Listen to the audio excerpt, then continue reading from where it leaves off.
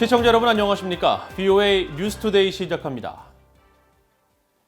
북한에 억류됐다가 혼수 상태로 석방된 뒤 숨진 오토 원비어의 부모가 최근 북한과 관련된 자산 정보를 미국 뉴욕주에서 찾은 것으로 보입니다.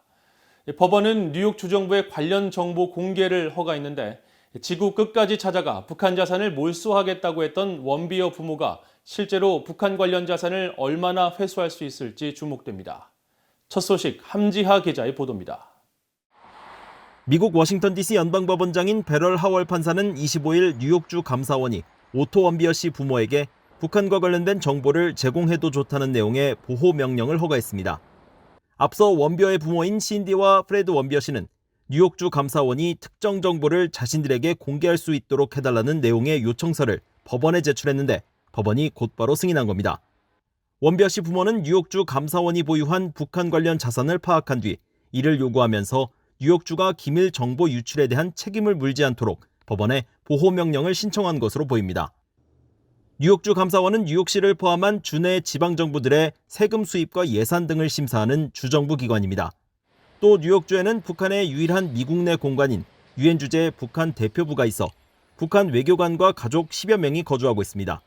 원비어 씨 측이 요청한 구체적인 자료는 공개되지 않았지만 감사원 업무 특성상 뉴욕주 내 북한 관련 거래나 자금 예치 등과 연관됐을 가능성이 있습니다.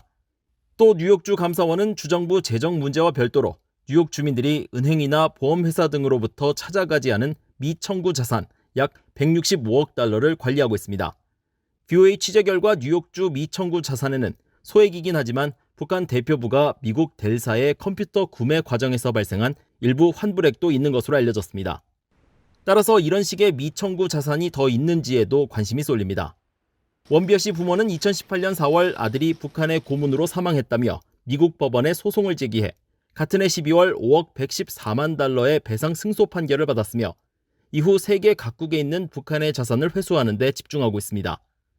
지난 5월에는 북한 자금 약 2,379만 달러가 분산 예치된 미국의 4개 은행을 상대로 구체적인 정보를 요구하는 법적 조치를 취했고 지난해에는 유엔 제재 위반으로 억류돼 미국 정부가 매각한 북한 선박 와이즈 어네스토에 대한 소유권을 주장해 이를 인정받았습니다.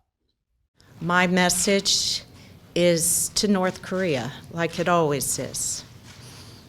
People matter. Otto matters. We're never going to let you forget our son. 원비어 씨 부모의 북한 자산 추적은 원비어의 사망 3년이 지난 현재까지 계속되고 있습니다.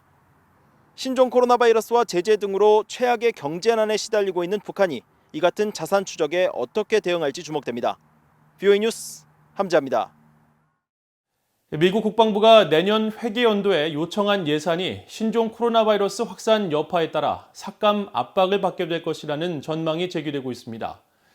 예산이 삭감되면 당장 개량형 저위력 핵폭탄 등에 적용될 핵탄두 조달 일정에 차질이 빚어질 것이라는 우려가 나오면서 향후 미국의 방위 계획 변수가 될 것으로 전문가들은 분석했습니다. 김동현 기자가 보도합니다. 미국 국방부는 2021 회계연도 예산으로 의회에 약 7,160억 달러를 요청했지만 신종 코로나 바이러스 확산 여파에 따른 예산 삭감을 우려하고 있습니다. 앨런 로드 국방부 획득 지속 담당 차관은 특히 지난 9월 상원군사위원회에 출석해 하원에서 의결한 예산으로는 차세대 핵무기 생산 전반에 악영향을 미칠 수 있다면서 당장 개량형 저위력 핵폭탄인 B-61-12와 장거리 원격 핵순항 미사일에 적용된 W-80-4 핵탄두 조달 일정에 직접적인 타격을 줄 수 있다고 밝혔습니다. 미국 의회 상원과 하원은 최근 내년도 국방 예산 확정을 위한 국방수권법안 문안 조정 작업을 하고 있는데 세부 내역을 놓고 공화당과 민주당이 큰 입장차를 보이고 있는 것으로 알려졌습니다. 군사 전문가인 브루스 베넷 랜드 연구소 선임 연구원은 하원 다수당인 민주당이 저위력 핵폭탄이 미국의 위험을 야기하는 것으로 보고 예산 삭감을 주장하는 것으로 분석했습니다. In the Democratic Party, which would be your House, that's the House is controlled by the Democrats, feel that the tactical nuclear weapons, that the lower yield nuclear weapons create a danger of the United States thinking that it could use nuclear weapons. They want nuclear weapons to be strategic only. 게리 세이모 전 백악관 대량살상 무기 조종관은 민주당 내에서도 B-61-10이나 W-80-4를 비롯해 차세대 핵순항 미사일 개발 등 구체적 예상 내역에 따라 입장이 각각 다를 수 있다고 지적했습니다. B-61 현대화 계획의 경우 오바마 행정부에서 수립됐으며 북한 등을 겨냥해 깊은 지하 속 갱도를 타격하기 위한 저위력 핵폭탄의 억지 효과에 공감하는 목소리가 있다는 겁니다. The U.S. should have a low-yield weapon in its arsenal. And I think that was the intent of the B-61, was to develop to have on hand, in case it was necessary, a low-yield weapon that could be used against particular targets, including targets in North Korea and China and Russia and so forth, heavily fortified underground targets. 한미연합사 작전参谋출신인 데이빗 맥스웰 민주주의 수호재단 선임연구원은 민주당 내 진보 성향 의원들이 국방 예산을 삭감해 국내 사회정책에 전용하도록 압박할 가능성이 있다면서 그럴 경우 중국과의 패권 경쟁 환경이 바뀌지 않는 상황에서 바이든 당선인이 최적의 결정을 내릴 필요가 있다고 지적했습니다. 그러면서 공화당이 상원 다수당 지위를 계속 유지한다면 견제와 균형이라는 관점에 따라 미국의 정책 결정이 중도적 선택을 취할 수 있는 발판을 마련하게 될 것이라고 예상했습니다. VOA 뉴스 김동현입니다. 마이크 폼페이오 미국 국무장관이 재임 중 가장 기억에 남는 일로 북한에 억류돼 있던 미국인 3명을 가족의 품으로 돌려보낸 일이라고 꼽았습니다. 폼페이오 장관은 26일 폭스뉴스에 출연해 재임 중 가장 기억에 남는 일이 무엇이냐는 사회자의 질문에 평양에서 미국인 3명과 함께 귀환해 그들을 가족의 품으로 돌아가게 한 일이라고 답하고 그들은 당시 정말 위험에 처해 있었다면서 국무장관 재임 초 그들을 귀환시킬 기회를 얻은 것은 정말 특별한 일이었다고 회고했습니다.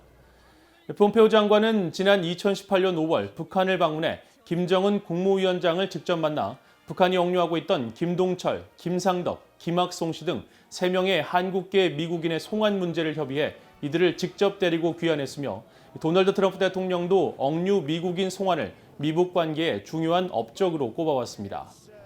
한편 폼페이오 장관은 이날 퇴임 후 계획을 묻는 질문에는 예측하기 어렵다면서 국무장관직에 있는 동안 업무에 열중할 것이라고 답하고 정권 이양에 대해서는 연방조달청 결정에 따라 대통령이 지시한 모든 것을 할 것이며 그 기간 동안 미국은 한 명의 대통령과 한 명의 국무장관만 가질 것이라고 말했습니다.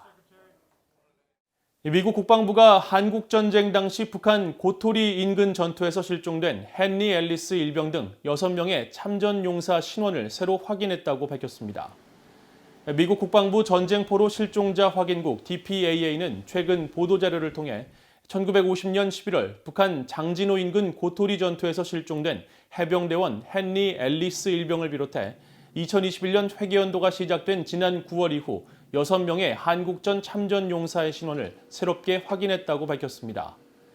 DPAA는 이어 올해 예정됐던 6차례 미군 실종자 유가족 정부 보고가 신종 코로나 바이러스 여파로 취소됨에 따라 지난 7일 아칸소주 리틀록에서 최초로 미군 실종자 유가족 정보 보고를 화상으로 진행했다고 전했습니다.